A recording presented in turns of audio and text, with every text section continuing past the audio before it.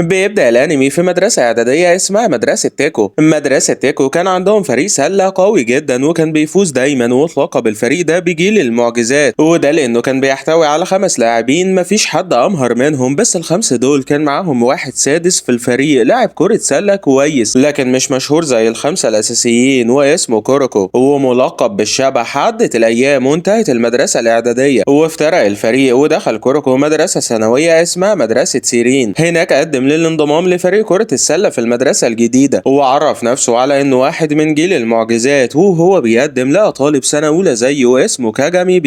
كاجامي طالب لسه راجع من أمريكا، طويل جدا وصارم في تعاملاته. بعد انضمام كاجامي وكوروكو لفريق كرة السلة بتاع سنة أولى راحوا للملعب، وهناك قابلوا مدربتهم اللي اسمها ريكو أيدا. ريكو خلتهم يقلعوا التيشيرتات بتاعتهم، وده لأن ريكو عندها موهبة بتقدر تشوف قوة أي شخص قدامها عبارة عن أرقام على جسده. لما شافت قوة كاجامي اندهشت من أرقامه الكبيرة، بس لما شافت أرقام كوروكو قالت أرقامه أقل من الطبيعي، إزاي كوروكو ده كان واحد من جيل المعجزات. وبالليل بعد انتهاء التدريب الكل روح ما عدا كاجامي وكوروكو. الاتنين فضلوا اتكلموا مع بعض، وكاجامي قال له أنا عايز أخوض تحدي يخليني أبرز مهاراتي، أنت واحد من جيل المعجزات واجهني. فكوروكو قال له أنا برضو عايز أواجهك. بدأوا، بس كاجامي لاحظ إن كوروكو ضعيف بدنيا وكمان ما عندوش مهارات، فقال له أنت ضعيف جدا، أحسن لك تسيب كرة السلة، وسابه ومشي. هو تاني يوم كوروكو واصحابه طلاب سنة أولى كانوا هيواجهوا زملائهم فريق سنة تانية. بدأت المباراة وكاجامي قعد يسدد رميات يحرز بيها نقاط لحد ما بقت النتيجة 11-8 لطلاب سنة أولى، بس فريق سنة تانية بدأوا يراقبوا كاجامي. هو ده خلى فريق سنة أولى ضعيف، وفريق سنة تانية قلبوا النتيجة لصالحهم. كل ده وكوروكو ما كانش ظاهر في المباراة، لدرجة إن ريكو المدربة نسيت إنه بيلعب، لحد ما في آخر دقايق كوروكو بقى بيستغل إن محدش منشغل بيه، وبقى بيمرر تمريرات سريعة وبيخلي فريقه يحرز نقاط. فريقه قالت كوروكو عامل زي الظل في الملعب، تحس إنه موجود ومش موجود في نفس الوقت، عشان كده هو ملقب بالشبح. كوروكو مش قوي بدنيا ولا مهاريا، بس هو لاعب ذكي جدا. هو بعد انتفاضة كوروكو فاز فريق سنة أولى. وبالليل كاجامي قابل كوروكو في مطعم بالصدفة، مشيوا مع بعض، وكاجامي قال له أنا عايز أهزم جيل المعجزات. فكوروكو قال له جيل المعجزات كل واحد منهم راح مدرسة مختلفة، وانت مش هتعرف تجاري قوتهم، بس انا هساعدك، هبقى ظلك وهخليك انت تظهر للنور. هو تاني يوم كوروكو وكاجامي راحوا لريكو وقالوا لها انهم عايزين ينضموا رسميا للفريق بتاع المدرسة عشان يشاركوا في مباريات رسمية، وده لانهم جداد في فريق كرة السلة ولسه تحت الاختبار وما انضموش رسميا. فريقه في اليوم اللي بعده عملت لهم اختبار، خدتهم لسطح المدرسة وقالت لهم الطابور الصباحي هيبدأ، عايزاكم تتكلموا بصوت عالي وتقولوا لزملائكم في الطابور على هدفكم، لو عملتوا كده هضمكم للفريق. فكاجامي طلع على السور وقال بصوت عالي ان هدفه يبقى افضل لاعب كرة سلة في اليابان. بس كوروكو لما جه يتكلم المدير طلع وزعق لريكو، هو ملحقش كوروكو يقول هدفه. وبالليل كاجامي راح للمطعم اللي بياكل فيه، وهناك جاله كوروكو تاني. كاجامي اتكلم معاه وسأله هو ايه هدفك، فكوروكو قال له انا لما كنت في فريق جيل المعجزات كنا بنكسب، بس ما كانش بيبقى فيه روح جماعية بينا، هدفي اني ابقى في فريق جماعي واهزم جيل المعجزات. فكاجامي قال له كده يبقى هدفنا واحد. وتاني يوم في التمرين ريكو ضمت كوروكو وكاجامي للفريق رسميا، وقالت لهم ان الفريق بتاعهم هيواجه مدرسة تانية اسمها مدرسة كايجو في مباراة تدريبية، فلازم يجهزوا عشان المباراة دي، وكمان لازم يحذروا لان مدرسة كايجو معهم واحد من جيل المعجزات اسمه ريوتا كيسيه. واثناء ما هما بيتكلموا كيسيه كان واقف بيتفرج على تمرينهم وبيسمع كلامهم، راح سلم على كوروكو فكاجامي رماله كورة وقال له واجهني، فكيسيه وافق. بدأوا المواجهة. كيسيه كان قوي وسريع جدا، واستخدم مراوغة من مراوغات كاجامي شافه بيعملها من شوية، وده لانه بيقدر ينسخ اي اسلوب هو شافه. هو قدر كيسيه بعد المراوغة دي انه يهزم كاجامي. هو راح كيسيه بعد كده لكوروكو وقال له انا جيت النهارده هنا عشان اعرض عليك تنضم لفريق مدرستي مدرسة كايجو. فكوروكو قال له بعتذر، مش هقدر اسيب فريقي، انا اتفقت مع كاجامي اننا نهزم جيل المعجزات كله. فكيسيه مشي وسابه. وتاني يوم كوروكو واصحابه راحوا لمدرسة كايجو عشان يلعبوهم. استقبلهم هناك كيسيه وسخر منهم، وبعد كده مدرب مدرسة كايجو قال لهم احنا هنلعبكم في نص ملعب بس مش ملعب كامل، وده لان باقي فرقنا بتتدرب في النص التاني من الملعب، وكده كده هنهزمكم بسهولة. فكوروكو واصحابه اتضايقوا من كلامه، ولما بصوا لقوا مدرب كايجو مش منزل كيسيه من ضمن اللاعبين الاساسيين، وده لانه مستهون بمدرسة سيرين. بدأت المباراة بسرعة. كوروكو باسلوبه الشبحي من غير ما حد يلاحظ قطع الكورة جري بيها واداها لكاجامي اللي حطها في السلة واحرز نقطتين، وكمان كسر الحلقة بتاعت السلة. فمدرب كايجو لما لقى الحلقة اتكسرت اتضايق واضطر انه يفتح يفتح نص الملعب التاني للمباراة، وكمان نزل كيسيه. أول ما كيسيه نزل فريق كايجو بقى أحسن، وفي هجمة من الهجمات كيسيه أحرز نقطتين، واستمرت المباراة بوتيرة سريعة جدا، والنتيجة بقت 17-16 لصالح فريق كايجو. وفي هجمة من الهجمات كوروكو لعبها بسرعة لكاجامي اللي كان عايز ينفذ رمية ثلاثية، وده لأن في كرة السلة في قوس بيسمى قوس الثلاث نقاط، لو لاعب أحرز هدف من خارج القوس ده بياخد 3 نقاط وبتسمى رمية ثلاثية، أما لو أحرز هدف من داخل القوس فبياخد نقطتين. حاول كاجامي يحرز ثلاثية بس كيسيه منعه وعمل هو رمية ثلاثية ناجحة. بعدها فريق سيرين وجهت بسبب قوة فريق كايجو ولعبهم السريع، وطلب فريق سيرين وقت مستقطع عشان يرتاحوا. في فترة الراحة كوركو قال لفريقه إن كل ما الوقت بيمر كل ما هو مش هيبقى قادر يحافظ على أسلوب التخفي بتاعه، وده لأن فريق كايجو هيعتادوا على الأسلوب ده. وفعلا كلامه كان صح، بعد الوقت المستقطع فريق كايجو بقوا يقطعوا الكرة قبل ما توصل لكوركو وكاجامي، وده لأن هما أخطر 2 لعيبة في الفريق. أحرز فريق كايجو أكتر من نقطة والنتيجة بقت 33-25 لصالح كايجو. ساعتها كيسيه قال لكاجامي أنت موهوب بس للأسف مش هتقدر تجاري أي حد من جيل المعجزات. فكاجامي ضحك وقال لكيسيه أنا عرفت إيه هي نقطة ضعفك، نقطة ضعفك هو كوركو، لأنه الوحيد اللي ما بتقدرش تنسخ أسلوبه، وده لأن أسلوب لعبه أساسه إنه غير مرئي. وشوية وانتهى الربع الأول من المباراة، وده لأن مباراة كرة السلة بتتكون من 4 أرباع، كل ربع فيهم عبارة عن 10 دقايق أو 12 دقيقة. وفي الربع الثاني كاجامي وكوركو بدأوا يتعاونوا، كاجامي يمرر لكوركو وكوركو بتمريراته المتميزة يمررها له تاني ويحرزوا النقاط. وتعاونهم ده ما كانش في الهجوم بس، ده كان في الدفاع كمان. لما كيسيه حاول يمر كاجامي شغله ووقف قصاده وكوركو خد منه الكورة، فرجع كيسيه يحاول يحرز رمية ثلاثية بس كاجامي نط بمساعدة كوركو ووقفه، وسيطروا على المباراة لحد ما في لحظة ايد كيسيه خبطت في كوركو بدون قصده وقعته مصاب. خرج كوركو وفريق سيرين اتأثر بخروجه، وكانوا بيعتمدوا اعتماد كلي على قائد الفريق اللي اسمه هيوجا، هو المشهور برمياته المتميزة من مسافات بعيدة. فضل فريق سيرين يحاول يقلص فرق النقاط لحد ما كوركو اتعالج وقرر ينزل تاني، وبنزوله فريق سيرين قلص الفارق لنقطتين، وهيوجا برمية عادل النتيجة وبقت 82-82. وكيسيه ما بقاش مصدق فخد الكورة مرة من كاجامي وكوركو واحرز نقطتين جداد. واستمرت المباراة، كل ما كان فريق كايجو بيتقدم كان فريق سيرين بيعادل، لحد ما بقى فاضل 10 ثواني على نهاية المباراة والنتيجة تعادل. كاجامي دافع وجري هو وكوركو، كيسيه وقف قصادهم، كوركو خد الكورة ولعبها لكاجامي عند السلة، نط كاجامي ونط كيسيه معاه بس ما قدرش كيسيه يصمد في الهواء كتير، وكاجامي احرز اخر نقطتين. وانتهت المباراة بفوز فريق سيرين. كيسيه ما كانش مصدق انه خسر وقعد يعيط. هو بعد المباراة جه كيسيه واحد من جيل المعجزات اسمه ميدوريما، هو قال له انا شفت المباراة في اخرها، انا مدرستي هتلاعب مدرسة سيرين قريب وبالتأكيد هنهزمهم. وشوية وكوركو واصحابه مشيوا من مدرسة كايجو وراحوا ياكلوا في مطعم. هناك كيسيه جه لكوركو وقال له عايز اتكلم معاك، فكوركو مشي معاه، وكيسيه قال له انت لما كنت بتلعب معانا في جيل المعجزات ما كنتش مبسوط زي دلوقتي مع اننا كنا بنكسب. فكوركو قال له ما كنتش مبسوط لاننا ما كناش فريق جماعي، وكرة السلة لعبة جماعية، انا مبسوط بالجماعية اللي بصنعها دلوقتي انا وكاجامي. فكيسيه قال له كاجامي بيتطور وفي يوم هيفترق عنك زي ما جيل المعجزات افترقوا. واثناء ما هما بيتكلموا صحاب كوركو كانوا بيدوروا عليه، وكاجامي لقاه واقف مع كيسيه وسمع كلامهم، بس وهما التلاتة مع بعض شافوا 3 بيلعبوا كرة سلة في ملعب جنبهم، وجيل ال3 دول 5 عايزين ياخدوا منهم الملعب بالعافية عشان يلعبوا فيه. فكوركو وكاجامي وكيسيه اتدخلوا وقالوا لل5 لعبونا على الملعب، وفعلا لعبوا. وكانت المرة الأولى اللي يلعب فيها كيسيه مع كاجامي، هزموا ال5 هزيمة ساحقة وسابوا الملعب لل3 اللي كانوا بيلعبوا فيه. وبعدها كيسيه قال لكاجامي احنا هنقابل بعض تاني وساعتها ههزمكوا، ومشي كيسيه. وتاني يوم كوركو واصحابه بدأوا يستعدوا للمباريات التمهيدية المؤهلة للبطولة الوطنية. هيوجا بدأ يشرح لهم نظام المباريات التمهيدية وقال لهم احنا لازم نفوز عشان نتأهل للبطولة الوطنية. وشوية ودخلت ريكو عليهم وقالت لهم مباراتنا الأولى التمهيدية مش هتبقى سهلة، هتبقى قصاد مدرسة اسمهم مدرسة تشينكيو، ومعاهم لاعب من السنغال اسمه بابا مباي طويل جدا، وهزيمته هتبقى صعبة، لازم تتدربوا كويس. وفعلا كوركو واصحابه قعدوا يتدربوا لحد ما جه يوم المباراة، راحوا لمدرسة تشينكيو، وهناك شافوا مباي واتفاجئوا من طوله. ومباي أول ما شاف كوركو شاله وقال له الأطفال اللي زيك ما ينفعش يبقوا هنا. فكوركو اتضايق وشوية وبدأت المباراة. مباي خد الكورة وأحرز أول نقطتين برمية، وبسبب طوله محدش قدر يصد الكورة بتاعته، فبدأ وبدأ بعدها كاجامي يراقب امباي ويعيق حركته، وقعد يفتكر ان ريكو قالت له مش لازم تصد كرات امباي، اهم حاجة تعيق حركته عشان ما يعرفش يحرز نقاط. وبالفعل امباي بقى بيخطئ في رمياته بسبب اعاقة كاجامي ليه، وكاجامي قال له انت استهونت بكوروكو، انا هوريك دلوقتي كوروكو بيعمل ايه. جاري كاجامي والكورة بقت قريبة من امباي، بس فجأة ظهر كوروكو قدامه، خد الكورة ولعبها لكاجامي اللي حطها في السلة. بعدها كوروكو قطع الكورة ولعبها لكاجامي واحرز كاجامي نقطتين جداد، وسيطر فريق سيرين على المباراة وفرق النقاط اتسع. فريقه قررت تخرج كوروكو عشان تريحه، وكمان عشان لاعبين شينكي وما يقدروش يحفظوا لعبه. واستمر كاجامي في منع امباي من احراز النقاط لحد اخر 5 دقايق في المباراة. نزل كوروكو وبتمريراته المتميزة اتسع الفارق اكتر واكتر بين المدرستين، وكسبت مدرسة سيرين. وبدأ كوروكو واصحابه بعد كده يفوزوا في المباريات التمهيدية ويصعدوا اكتر واكتر لحد ما وصلوا لنص النهائي واقتربوا من مواجهة مدرسة اسمها مدرسة شوتوكو. مدرسة شوتوكو مدرسة قوية جدا، بتعتبر واحدة من اقوى 3 مدارس في طوكيو، وبتضم في الفريق بتاعها ميدوريما لاعب جيل المعجزات. كوروكو واصحابه عرفوا ان مدرسة شوتوكو هيلعبوا مباراة بعد مباراتهم، فقعدوا عشان يتفرجوا عليهم. كاجامي اول ما شاف ميدوريما راح سلم عليه، فميدوريما عامله بغرور وقال له هو انت مين؟ فكاجامي كتب له اسمه على ايده وقال له افتكر اسمي ده دايما. فميدوريما قال له انت من مدرسة سيرين صح؟ مدرسة سيرين دي مدرستي، السنة اللي فاتت سحقوهم، ولو واجهتونا تاني هنسحقكوا. فكوروكو جه قال لميدوريما لازم نلعبكوا الاول عشان نشوف مين فينا هيسحق التاني. هو شوية وبدأت مباراة شوتوكو. كوروكو واصحابه وهم بيتفرجوا كانوا متفاجئين من قوة لاعبين شوتوكو، خصوصا ميدوريما اللي بيحرز رميات من مسافات بعيدة بدون أي خطأ. انتهت المباراة بفوز شوتوكو بنتيجة كبيرة، وريكو قالت لكوروكو واصحابه احنا قبل ما نواجه شوتوكو في النهائي لازم نتخطى مدرسة اسمهم مدرسة سيهو. مدرسة سيهو زي شوتوكو واحدة من أقوى 3 مدارس في طوكيو. المشكلة إن نصف النهائي والنهائي هيتلعبوا في يوم واحد، يعني لو كسبنا سيهو لازم نواجه شوتوكو في نفس اليوم بدون راحة. فكلام ريكو ده حمس كاجامي وكوروكو جدا، وبدأ من تاني يوم فريق سيرين يتفرجوا على مباريات قديمة لفريق سيهو. وعرفوا إن فريق سيهو بيدافعوا كويس، خصوصا لأن عندهم لاعب بيدافع على طول اسمه تسوجاوا. وبعد كام يوم جه ميعاد المباراة، فريق سيرين ضد فريق سيهو. بدأت المباراة وفعلا دفاع سيهو كان قوي جدا، بيراقبوا كل لاعب من لاعبين سيرين. كاجامي واصحابه ما يقدروش يلاقوا منفذ لدرجة ان الربع الاول انتهى بنتيجة 12-0 لسيهو. ساعتها ريكو قالت لكوروكو واصحابه دفاع سيهو محكم ولازم له عنصر مفاجأة عشان يسقط، حاولوا تفاجئوهم بلعبكم. فنزل كوروكو واصحابه يحاولوا. كاجامي خد الكورة وقال احنا مش هنخسر، وبمراوغة غير اعتيادية مر من تسوجاوا واحرز اول نقطتين، رغم احراز سيرين لانهم كانوا لسه بيعانوا من دفاع سيهو المحكم. لحد ما كوروكو قرر يظهر بقى بيجري لزملائه في كل مكان ويمرر لهم ويحرزوا النقاط، وبسبب تحرك كوروكو عدلوا النتيجة وبقت 19-19 لكل فريق. بعدها كاجامي راح بهجمة وتسوجاوا ما خلاهوش يعدي، فكوروكو ظهر. كاجامي لعبها له وكوروكو لعبها له تاني، هو احرز كاجامي نقطتين التقدم، بس كاجامي كان بدأ يتعب مع انهم لسه في الربع التاني، وده بسبب الجهد الكبير اللي بذله في المباراة، وتعبه ده خلاه يعمل 4 مخالفات. فريقه قررت تستبدله لان في كرة السلة لو لاعب عمل 5 مخالفات بيتم استبعاده من المباراة. ريكو ما خرجتش كاجامي بس، دي خرجت كوروكو كمان، والاتنين استغربوا. فهيوجا قال لهم احنا اتفقنا تخرجوا انتوا الاتنين عشان نريحكم لمباراة النهائي ضد شوتوكو، وما تخافوش احنا هننتصر في المباراة دي. وفعلا كاجامي وكوروكو خرجوا، واعتمد فريق سيرين على هيوجا ولاعب اسمه ميتوبي ولاعب اسمه ايزوكي. هيوجا وميتوبي برمياتهم المتميزة، وايزوكي بعينه الثاقبة اللي بتقدر تقرا الملعب كله. فضل فريق سيرين يلحق سيهو في النتيجة لحد ما لاعب من سيرين اسمه كوجاني وقع مصاب، وكوروكو قرر انه ينزل مكانه. كوروكو اول ما نزل تسوجاوا استفزوا بالكلام عشان يخرجوا بره المباراة، بس ده ما اثرش في كوروكو وقام بدوره على اكمل وجه، وبقى بيمرر لزملائه وهم يحرزوا النقاط، وده لانهم كانوا خلاص فهموا تحركات لاعبين سيهو. لحد ما الفارق بقى نقطة واحدة لصالح سيرين، وبقى فاضل 24 ثانية على نهاية المباراة. فتسوجاوا اتخض، وفريق سيهو بسرعة خدوا الكورة واحرزوا نقطتين جداد وتقدموا. ساعتها سيرين جهزوا لاخر هجمة في المباراة، ودوا الكورة لكوروكو اللي خدع تسوجاوا بايده، وبعد كده لعبها لهيوجا. فهيوجا برمية ثلاثية احرز 3 نقاط في اخر ثانية من المباراة، وفاز فريق سيرين، واحتفلوا بعد كده مع بعض. على الجانب الاخر شوتوكو كانوا كسبوا في نصف النهائي بنتيجة 113-38، وسيرين وشوتوكو جهزوا للنهائي. ميدوريما قبل المباراة اتكلم مع كوروكو وقال له ما توقعتش انكم تهزموا سيهو، بس مشواركم هينتهي قصادنا دلوقتي. فكوروكو قال له احنا مش هنخسر، تتكسر. وشوية وبدأت مباراة النهائي. سيرين خدوا الكورة اتلعبت لكوروكو اللي وداها لكاجامي عند الحلقة، بس قبل كاجامي ما يحطها ميدوريما جه منعه وقال له اوعى تفتكر انك هتفوز. وراحت شوتوكو بهجمة لكن هيوجا منعهم من التسجيل، وفضل كل فريق يمنع الفريق التاني من احراز النقاط لحد ما ميدوريما احرز رمية ثلاثية بسهولة. فكوروكو بسرعة لعب الكرة لكاجامي اللي احرز اول نقطتين، وكل الموجودين اتفاجئوا من تمريرة كوروكو لكاجامي. بعدها شوتوكو احرزوا نقطتين، وسيرين بفضل تمريرة جديدة من كوروكو احرزوا نقطتين هم كمان. فمدرب شوتوكو امر لاعب اسمه تاكاو بمراقبة كوروكو. تاكاو زي كوروكو بيقدر يخفي وجوده ويمرر تمريرات حاسمة. مش بس كده، ده عنده كمان قدرة ايزوكي في رؤية الملعب بالكامل، عشان كده كل ما كان حد بيمرر لكوروكو تاكاو كان بيقطع الكورة، وده ادى افضلية لشوتوكو اللي تقدمه اكتر في النتيجة بفضل ميدوريما اللي احرز رمية ثلاثية جديدة وكان بيرجع يدافع قصاد هجمات سيرين. بس في هجمة كاجامي لعب رمية ثلاثية قدام ميدوريما، ولما ما دخلتش جري عليها ودخلها. فميدوريما اتضايق ونفذ رمية بعيدة جدا جدا خلص بيها الربع الاول بنتيجة 19-3 لشوتوكو. في الربع الثاني كوروكو حاول يوقف ميدوريما ويقطع منه الكورة، بس تاكاو وقفه وميدوريما مر من كاجامي واحرز نقطتين جداد. هو اللي وضع صعب على سيرين. تاكاو بيوقف هجمات كوروكو وكاجامي، وميدوريما بينفذ رميات ناجحة من اي مكان في الملعب. عدى الوقت وانتهى الربع الاول والربع الثاني بفارق كبير لشوتوكو. في الاستراحة لاعبين سيرين كانوا محبطين ما عدا كاجامي، ما كانش عايز يخسر. نزل كاجامي الربع الثالث ولقى ريكو استبدلت كوروكو لانه مش عارف يلعب في ظل مراقبة تاكاو ليه. فبدأ كاجامي يراقب هو ميدوريما، قفز معاه في كذا رمية بس ما قدرش يوقف رمياته، لكنه ميزش فضل يراقبه وبقى بيقفز مع ميدوريما كل ما ميدوريما ينفذ رمية من مسافة بعيدة. وقدر كاجامي في واحدة من المرات يلمس الكرة ويخليها ما تدخلش، بس جه لاعب من فريق شوتوكو اسمه اوتسوبو وسجلها. رغم ده كاجامي ميزش، رجع يحاول مع ميدوريما وقدر يمنعه من تنفيذ رمية ثلاثية. هو ده بعد ما اكتشف ان ميدوريما عنده نقطة ضعف وهي استغراقه لوقت طويل في تنفيذ الرمية كل ما الرمية كانت بعيدة. كمان كاجامي عمل هجمة مرتدة احرز فريق سيرين بيها نقطتين، فاوتسوبو خد الكورة واتجه للتسجيل لكن كاجامي منعه. هو عمل هجمة سجل بيها نقطتين، وبقى كاجامي بيلعب شوتوكو لوحده بيدافع ويجري يقفز قفزاته الغير عادية ويحرز النقاط لحد ما خلى الفارق 9 نقاط بس بين الفريقين. لكن في الوقت ده كاجامي كان تعب، لا بقى قادر يقفز ويمنع ميدوريما ولا بقى قادر يسجل. هو شوتوكو وسعت الفارق مرة كمان، ومع انتهاء الربع الثالث صحاب كاجامي قالوا له ما تلعبش لوحدك عشان ده هيتعبك. فكاجامي قال لهم انا الوحيد اللي اقدر اهزم شوتوكو. فكوروكو راح ضرب كاجامي وقال له كرة السلة لعبة جماعية عمرك ما هتكسب لوحدك. هو كوروكو بعد كده قرر انه ينزل وقال لريكو ان عنده خطة. نزل فعلا وبدأ الربع الرابع. كاجامي قعد يفتكر ان طاقته خلاص بتنفذ، وان ريكو قالت له انت طاقتك الباقية تقدر تخليك تقفز قفزتين كمان من قفزاتك الخارقة اللي بتمنع ميدوريما من التسجيل. اقفز مرة في اول الربع الرابع ومرة في اخره. فكاجامي سمع الكلام لما لقى ميدوريما هينفذ رمية جديدة، جري وقفز قفزة عالية وقف بيها ميدوريما. وقدروا لاعبين سيرين يسجلوا ويرجعوا في النتيجة. كوروكو في الوقت ده كان مراقب من تاكاو، بس كوروكو اخفى وجوده لدرجة ان تاكاو ركز مع زملاء كوروكو. في اللحظة دي كوروكو مرر لكاجامي تمريرة قوية، كاجامي خدها ولقى ميدوريما قدامه فاضطر انه يقفز قفزاته الخارقة التانية عشان يحرز نقطتين. هو رجع قال لكوروكو اعتقد اني فعلا مش هقدر اقفز تاني لان طاقتي خلصت، هعتمد عليك في الباقي. هو بالفعل كوروكو بقى هو عمود الفريق، كل شوية يضلل تاكاو ويخليه يركز مع زملائه. هو بعد كده يلعب تمريرة يوصل بيها فريقه لحد ما النتيجة بقت 78-76 لصالح شوتوكو. فمدرب شوتوكو قال للعيبة بتوعه ركزوا على ميدوريما، كاجامي خلاص تعب ومش هيقدر يقفز معاه. فلعيبة شوتوكو بدأوا يركزوا على ميدوريما، بس ريكو خلت كوروكو يراقب ميدوريما ويقطع الكرات اللي بتوصل له. رغم ده ميدوريما سجل وخلاص الوقت كان في اخره وفاضل 30 ثانية على انتهاء المباراة والفارق 5 نقاط لصالح شوتوكو. وقتها هيوجا برمياته بعيدة المدى احرز ثلاثية وقلص الفارق لنقطتين. ولاعبين سيرين بقوا بيسابوا الوقت عشان يخلوا هيوجا يحرز ثلاثية جديدة ويكسبوا، لكن اوتسوبو كان بيراقب هيوجا. فكاجامي وقف قدام اوتسوبو ورجع هيوجا ورا قوس ال3 نقاط. هو احرز من هناك رمية ثلاثية في اخر الثواني وتقدم فريق سيرين بنقطة. فميدوريما قال لهم اوعوا تفتكروا انكم كسبتوا، وخد ميدوريما الكورة عشان ينفذ رمية ثلاثية. كاجامي جه بسرعة وقف قدامه تحمل على نفسه وقفز. ساعتها ميدوريما نزل الكورة وقال له كنت عارف انك هتقفز عشان كده نزلت الكورة وهلعبها دلوقتي. بس فجأة كوروكو جه من ورا ميدوريما ميدوريما قطع منه الكورة وقال له كنت عارف انك هتنزل الكورة، عشان كده جيت من وراك من غير انت ما تلاحظ. وبعد قطع كوركو للكورة الوقت خلص وكسب فريق سيرين واحتفلوا مع بعض، وميدوريما وقف مش مصدق انه خسر. ورغم فوز سيرين بالنهائي في المباريات التمهيدية الا انهم كانوا لسه ما تأهلوش للبطولة الوطنية، وكانوا لسه هيلعبوا مباريات في منافسة اسمها دوري البطولة، كل ده عشان يوصلوا للبطولة الوطنية. بعد فوز سيرين راحوا كلهم لمطعم عشان ياكلوا فيه، وهناك كوركو وكاجامي قابلوا بالصدفة كيسيه اللي اتفرج على مباراتهم ضد شوتوكو وشوية، ودخل عليهم ميدوريما قعد معاهم غصبا عنه. هو كان متضايق انه خسر، وقال لكاجامي وكوركو انهم في دوري البطولة هيواجهوا واحد قوي جدا من جيل المعجزات اسمه أوميني. هو مشي ميدوريما بعد كده، وبعد كوركو ماكل خرج من المطعم ولقى كلب مشرد في طريقه فخده معاه، واكتشف ان كاجامي بيخاف من الكلاب. وتاني يوم رجعوا فريق سيرين لتدريباتهم، وهم في المسبح جات لهم بنت اسمها موموي. موموي كانت مديرة فريق جيل المعجزات ايام المدرسة الاعدادية، وبتحب كوركو. دخلت سلمت عليه وقالت له انها مع أوميني في نفس الاكاديمية اللي هو بيدرس فيها واللي اسمها اكاديمية تو، ودلوقتي بتدير فريق كرة السلة بتاع الاكاديمية، عشان كده جت تشوف فريق كوركو عامل ازاي لانهم هيواجهوهم في دوري البطولة. موموي رغم انها بتحب كوركو الا انها قررت تبقى مع أوميني على طول لانها صديقة طفولته ودايما بتعتني بيه، وده لان في الفترة الاخيرة شخصية أوميني اتغيرت. واثناء ما موموي كانت بتتكلم مع كوركو أوميني جيل كاجامي وقال له لما كنا في جيل المعجزات انا وكوركو، كوركو كان الظل وانا النور، كان دايما بيمرر لي الكرات وانا بحرز النقاط، انما دلوقتي كوركو بقى ظلك انت. واجهني، انا عايز اعرف قوة الشخص اللي كوركو اختاره يبقى ظله. فكاجامي واجهه، بس كاجامي كان لسه مجهد من مباراته مع شوتوكو وخسر قدام أوميني بسهولة. وتاني يوم ريكو دخلت قالت للكل انهم هيبدأوا دوري البطولة قريب وهيواجهوا 3 مدارس ولازم يكسبوا ويجمعوا نقاط، لان اول 3 مدارس هيتأهلوا للمرحلة اللي بعد كده، اما المدرسة الاخيرة فهتقصى. واول مدرسة هيلعبوها في دوري البطولة هم اكاديمية تو بتاعت أوميني. فكاجامي خرج مع كوركو وقال له احكي لي اكتر عن أوميني. فكوركو قال له أوميني لاعب استثنائي محدش كان افضل منه، لدرجة انه كان بيزهق لما ما يلاقيش حد ينافسه وبيهمل كرة السلة. هو لحد دلوقتي بيزهق من كرة السلة بسبب عدم وجود منافس قوي ليه. فكاجامي قال لكوركو لازم نهزمه عشان يحس ان في منافسين اقوياء. وبعد كام يوم جه ميعاد مباراة سيرين ضد تو، بس أوميني لانه مش مهتم بالمباراة اوي نام في المدرسة ونسي يروح المباراة، لحد ما زملائه اتصلوا بيه وصحوه وقال لهم انه هيوصل على النصف التاني من المباراة. وشوية والمباراة بدأت من غير أوميني. فريقه كان سريع وسجلوا رمية ثلاثية، وقالوا لكوركو واصحابه حاولوا تستمتعوا قبل ما أوميني يوصل. بس كوركو واصحابه معرفوش يلعبوا بأريحية، وده لأن فريقه كانوا أقوياء جدا، فريق هجومي بيعتمد على المهارة الفردية، ودارسين فريق سيرين كويس بفضل موموي مديرة الفريق اللي مجمعة معلومات كبيرة عن فريق سيرين. هجوم فريقه أجبر كاجامي إنه يرجع يدافع في أكتر من هجمة رغم إنه قوي في الهجوم. فضل فريقه يحبطوا محاولات فريق سيرين بسبب المعلومات والتحليلات اللي موموي عاملاها، لكن الوحيد اللي موموي ما بتقدرش تحلله هو كوركو بسبب أسلوب لعبه الغير مرئي. كوركو أفاد زملائه وساعدهم وخلاهم ينهوا الربع الأول بنتيجة 25-21 لصالح تو. هو مع دخول الربع الثاني استمر كوركو لعب كرة لكاجامي اللي قفز وأحرز نقطتين، بس كان لسه كاجامي بيعاني من الإجهاد من آخر مباراة لعبها ضد شوتوكو. وريكو لاحظت ده فخرجته ونزلت كوجاني، وقعدت ريكو تضمد رجل كاجامي عشان يقدر ينزل تاني، لكن وهو بره فرق النقاط زاد لصالح تو. وقتها جاز كاجامي للنزول من تاني، وفجأة لقى حد حاطط ايده عليه وطلع ان أوميني وصل. كاجامي اتخض لما شافه. أوميني كان مستهون بالمباراة، ولما لقى فريقه متقدم بفرق 10 نقاط استهوانه ده زاد. نزل سلم على كوركو وقال له حاول تكسبني. استمرت المباراة. أوميني خد الكورة ولأنه سريع جدا مر من كاجامي وبعدها مر من هيوجا وراح يسجل، بس في آخر لحظة كاجامي وقفه وبدأت هجمة مرتدة لسيرين. كوركو دفع الكورة بسرعة لكاجامي اللي راح يسجل، لكن أوميني عمل معاه نفس الموقف وأوقفه. وانتهى الربع الثاني على كده. في فترة الاستراحة الفريقين قعدوا ياكلوا ويسمعوا تعليمات المدربين، ما عدا أوميني ما اهتمش بتعليمات مدربه وقال أنا كده كده هسجل أي هجمة هتجيلي وكده كده هنكسب. فواحد من زملائه اسمه واكاماتسو اتضايق منه، لكن برضه أوميني ما اهتمش. وجهز الفريقين للربع الثالث. ريكو قررت تخرج كوركو عشان تريحه شوية وعشان كمان فريقه ما يحفظوش أسلوب لعبه. لاعبين سيرين كانوا خايفين من أوميني جدا وكلفوا كاجامي كاجامي بمراقبته. مع بداية الربع الثالث أوميني خد الكورة، حاول كاجامي يوقفه لكن ما قدرش يواكب سرعته، ومر أوميني منه فأصحاب كاجامي حاولوا يوقفوه وبرضه معرفوش، فرجع كاجامي يحاول لكن أوميني بعد عنه الكورة وأحرز نقطتين. بعدها فريق سيرين لعبوا مرتدة لكاجامي اللي جهز للتسجيل، بس قبل ما يسجل أوميني رجع وقفه، خد الكورة وكاجامي وقف قصاده، وبدأ أوميني يعمل حركات سريعة بتاعت لاعبين محترفين وكاجامي ما كانش قادر يتتبعها، ووقع على الأرض ومشي أوميني وكمل طريقه، فطلع 3 من فريق سيرين يحموا السلة. ساعتها أوميني تخطى السلة ولعب الكورة خلفية وحطها بسهولة، وكل اللي بيتفرجوا اتفاجئوا، وأوميني ما وقفش عند كده، فهجمة من الهجمات جه من أقصى اليمين وفي زاوية صعبة نفذ رمية ناجحة، وفي هجمة تانية راوغ هيوجا بسهولة وهو جسمه مايل أحرز نقطتين جداد، وفي هجمة تالتة كاجامي جه من وراه وحاول يوقفه وخبطه في أوميني وهو بيقع، لعب الكرة من وراه وحطها، ومحدش كان مصدق اللي بيحصل ولا حد كان قادر يوقف أوميني، والفارق بقى 20 نقطة لصالح تو. وأوميني قال محدش قادر على هزيمتي غيري. وقتها ريكو نزلت كوركو تاني، أول كوركو ما نزل لعب تمريرة طويلة لكاجامي، كاجامي بص لقى أوميني جاي وراه فلعبها بسرعة لهيوجا اللي سجل. بعدها استمر كوركو في تمريراته وإيزوكي سجل مرة كمان، بس ده ما كانش كافي لإيقاف أوميني اللي بقى بيقطع تمريرات كوركو ويراوغ أي حد ويحرز النقاط من أي مكان في الملعب. الوضع اتصعب على سيرين خصوصا لما ريكو لاحظت إن كاجامي لسه مش قادر يقف على رجله بسبب الإجهاد، فخرجته، وبخروج كاجامي تقدمت تو بفارق 40 نقطة. رغم ده كوركو ما استسلمش، وأوميني قال له كان لازم تستسلم، محدش واجهني وما استسلمش. كمل كوركو واصحابه المباراة، وفي النهاية تم سحقهم بنتيجة 112-55. بعدها بقوا محبطين جدا، وده خلاهم يخسروا في مبارياتهم المتبقية ضد مدرسة اسمها ميسي ومدرسة اسمها سينشينكان، وتم إقصائهم من دوري البطولة وما تأهلوش للبطولة الوطنية، وده أحبطهم زيادة. كمان كاجامي مرجعش للتدريبات لأن رجله كانت محتاجة لراحة أسبوعين، وفي التدريبات ريكو قالت لهم ما تيأسوش، احنا ما تأهلناش للبطولة الوطنية الصيفية لكن عندنا فرصة للتأهل للبطولة الوطنية الشتوية، احنا هنتعلم من أخطائنا وهنرجع تاني نلعب. هو هينضم لنا لاعب كان معانا في الفريق قبل انضمام كوروكو وكاجامي لينا، اللاعب ده هو كيوشي تيبي. تيبي هو مؤسس فريق كرة السلة الخاص بمدرسة سيرين، كان في المستشفى بيتعالج من إصابة خطيرة اتصابها عشان كده ما كانش معانا، لكنه خلص علاج وهيرجع ينضم لنا. وفعلا بعد كذا يوم رجع كاجامي للتدريب، وجه كمان تيبي لما اتكلم واتعرف على طلاب سنة أولى الموجودين في الفريق كلهم عرفوا إنه غريب الأطوار. تيبي دخل التدريب وقال لكاجامي احنا بنلعب في نفس المركز، تعال نتحدى بعض واللي هيكسب يلعب أساسي في المباريات. فكاجامي وافق لعب، وحاول تيبي يمر منه ويسجل، بس كاجامي وقفه وخد منه الكورة، قفز وراوغه في الهواء وحط الكورة وسجل وكسب التحدي. بعدها كاجامي مشي، وهيوجا قال لتيبي انت تعمدت تخسر عشان تشوف امكانيات كاجامي، فتيبي قال له صح. وتاني يوم تيبي خلى طلاب سنة أولى اللي في الفريق يلعبوا مباراة تدريبية عشان يشوف امكانياتهم كلهم. كاجامي في المباراة كان عايز يلعب لوحده وما يعتمدش على كوروكو، وقال له ما تمررليش، وفعلا لعبوا وكسبوا من غير ما يتعاونوا. تيبي بعد المباراة قعد مع ريكو وقال لها انا كنت عايز اتفرج على كوروكو وهو بيلعب، عشان كده خليت طلاب سنة أولى هم اللي يلعبوا النهارده. كوروكو المفروض يتخلى عن اسلوبه، كوروكو ما بيعملش حاجة لوحده، دايما معتمد على زملائه في التسجيل، هو بس ممرر جيد وكده ما ينفعش يبقى لاعب كرة سلة قوي. اعتقد ان عدم تعاونه مع كاجامي النهارده هيفهمه ده. وفعلا كوروكو فهم وراح لكاجامي وقال له انا قلت لك قبل كده اني هبقى ظلك وانت النور، لكن ده مش صح، انا لازم ابقى اقوى واظهر انا كمان للنور، لان لما انا ابقى اقوى تعاوننا مع بعض هيبقى اقوى من كده. انا هشتغل على نفسي الفترة اللي جاية وهبقى قوي زيك. فكاجامي قال له انا كمان هبقى اقوى. وتاني يوم جه ميعاد الاجازة الصيفية، ريكو خدت الفريق وودتهم لمعسكر تدريبي عشان بعد الاجازة يبدأوا مهمتهم في الصعود للبطولة الوطنية الشتوية. هناك ريكو دربتهم على الرمال عشان يبقوا اقوى لما يلعبوا في الصالة، بس كان لسه كوروكو مش عارف ازاي يقوي نفسه. وفي اليوم التاني كوروكو لقى ميدوري موتاكاو في المعسكر، وعرف من ريكو ان مدرسة شوتوكو هي كمان بتتدرب في نفس المعسكر، وانهم هيتدربوا مع مدرسة سيرين، وفعلا اتدربوا مع بعض. وبالليل بعد التدريب ميدوري ما قال لتاكاو كوروكو بيحاول يحسن اسلوبه. كوروكو مشكلته في انه ما بيعرفش يحتفظ بالكورة، هو بيمرر بسرعة اول ما الكورة بتجيله، وده لانه لو احتفظ بيها هتتقطع منه، هو ده اسلوبه ولازم يحسنه. بس كان لسه كوروكو ما تفطنش للنقطة دي. اما كاجامي فريكو كل يوم كانت بتخليه يجري على الرمل عشان يقوي رجله ويحسن قفزاته، هو اكتشف انه بيقفز يقفز برجله اليمنى أحسن من اليسرى، قعد يقفز ويوصل لأماكن أعلى من السلة لحد ما ميدوري ما جه وقال له هو أنت فاكر إنك هتقدر تكسب أوميني لما تقفز أعلى منه؟ واجهني وأنا هعلمك. فكاجامي واجه ميدوري ما في كل مرة كاجامي كان بيحاول يسجل ميدوري ما كان بيمنعه. هو قال له عمرك ما هتسجل لأنك لما بتقفز بتسدد تسديدة مباشرة وأنا عارف ده فبوقفك. أنت بتسدد تسديد مباشر لأنك بتقفز بقدمك اليمنى وبتسدد بإيدك اليسرى وتحكمك في الكورة بإيدك اليسرى سيء. فكاجامي رغم إنه ما كانش عايز ياخد نصيحة من ميدوري ما إلا إنه فهم عيوبه منه. في الوقت ده كوروكو وتاكاو كانوا بيسمعوهم. راح كاجامي يجري وكوروكو جري معاه وقال له أنا سمعت كلام ميدوري ماليك وهطبقه على نفسي. أنا سيء في المراوغات والاحتفاظ بالكورة فهحاول أحسن ده. وصبح تاني يوم ريكو خدت الفريق وقالت لهم احنا النهارده هنروح نتفرج على مباراة ربع نهائي البطولة الوطنية الصيفية بين كايجو مدرسة كيسيه وتو مدرسة أوميني. وفعلا راح ونزل الفريقين للملعب وأوميني قال لكيسيه انت عمرك ما كسبتني في مواجهاتنا الفردية ولا هتكسبني النهارده. فقعد كيسيه يفتكر انه قبل ما يلعب كرة السلة لعب كل الرياضات وتفوق فيها وملقاش حد ينافسه، وده لانه كان بيقلد اسلوب اي حد قوي في الرياضة دي وينفذه لحد ما قابل أوميني. قوة أوميني ما قدرش كيسيه يقلدها وكانت السبب في استمراره في كرة السلة. رجع كيسيه بعد كده للحاضر. بدأت المباراة. كيسيه خد الكورة راوغ أوميني بس أوميني رجع خد منه الكورة واتلعبت قدام له واحد من فريقه اسمه ساكوراي أحرز رمية ثلاثية. فرجعت الكورة مع كايجو. كيسيه قلد أسلوب رمية ساكوراي وحاول تنفيذ رمية ثلاثية لكن برضه أوميني أعاق الكورة وراحت بعد كده لكابتن فريق كايجو اللي اسمه كاساماتسو. أحرز كاساماتسو رمية ثلاثية وعدل النتيجة. بعدها أوميني خد الكورة حاول يراوغ كيسيه ومعرفش فسدد. وقتها كيسيه قفز وأوقف الكورة وكان أول واحد يوقف أوميني في هجمة. فضل أوميني يراقب كيسيه بس كاساماتسو كان في يومه وتكفل هو بإحراز النقاط وانتهى الربع الأول 18-15 لكايجو. في الاستراحة أوميني كان متفاجئ إن كيسيه بقى أقوى ونزل أوميني الربع التاني مركز أكتر. قدر يراوغ كيسيه ويحرز النقاط وعدل النتيجة. حاول بعد كده كيسيه يقلد أسلوب كاساماتسو ويمر من أوميني لكن معرفش وأوميني قطع منه الكورة وقعد أوميني يسجل. في الوقت ده كيسيه كان بيشوف أسلوب أوميني عن قرب عشان يقلده وانتهى الربع التاني بفرق 9 نقاط لفريقه. في الربع التالت كان لسه كيسيه بيحاول يقلد أوميني. خد الكورة وراوغ مراوغة بأسلوب أوميني. في موموي وهي بتتفرج اتفاجئت. فضل كيسيه يبتعد عن أوميني لحد ما يتقن أسلوبه بس أوميني كان بيحرز نقاط. فأصحاب كيسيه بدأوا يحاولوا يخلوا أوميني يرتكب مخالفات عشان يتم استبعاده من المباراة. ارتكب أوميني 3 مخالفات وكيسيه كان خلاص بدأ يتقن أسلوب أوميني. راح عليه في هجمة قدر يمر منه ولما أوميني جه من وراه وخبطه ارتكب مخالفة رابعة فكيسيه حط الكرة خلفية في السلة. اتحسب له نقاط الهدف وكمان اتحسب له مخالفة. نفذ كيسيه المخالفة تنفيذ ناجح وبعدها بدأ كيسيه يسيطر بإتقانه لأسلوب أوميني. مر بسرعة من لاعبينته لكن في آخر لحظة أوميني جه منعه من التسجيل وانتهى الربع الثالث. في الربع الرابع بقى أوميني ما تواناش بقى أسرع وكل ما كان بيسجل كيسيه كان بيستخدم نفس أسلوبه ويسجل هو كمان وبقت النتيجة فارق 10 نقاط لصالح تو. والوقت كان بيمر واقتربت النهاية. راح كيسيه بهجمة فأوميني جاله. كيسيه قفز فأوميني قفز معاه وفجأة كيسيه نزل الكرة عشان يخدع أوميني ويلعبها لكاساماتسو بس أوميني قطع منه الكرة وقال له كنت عارف انك هتمرر لكاساماتسو لانك موهت بعينك وبصيت عليه قبل ما تقفز. فوقف كيسيه محبط ومع اخر هجمة راح أوميني بيها. كيسيه حاول يمنعه من التسجيل ومعرفش والمباراة انتهت بفوزته. كيسيه ما كانش قادر يقوم بعد المباراة وقعد يعيط. فجه كاساماتسو قومه وحفز كاساماتسو فريقه بعد الهزيمة. وتاني يوم انتهى المعسكر التدريبي بتاع مدرسة سيرين ورجعوا تاني للمدرسة. وكاجامي سأل كوروكو عن العضوين الباقيين في جيل المعجزات. فكوروكو قال له العضوين الباقيين هما واحد اسمه موراساكيبارا وواحد اسمه اكاشي. هما كانوا اقوياء جدا وزمانهم دلوقتي اتطوروا عن الاول كمان. فكاجامي قال احنا لازم نجهز للبطولة الوطنية الشتوية لانها هتبقى ملحمة بين كل الفرق. وبكده يبقى خلص الموسم الاول من انمي كرة سلة كوروكو.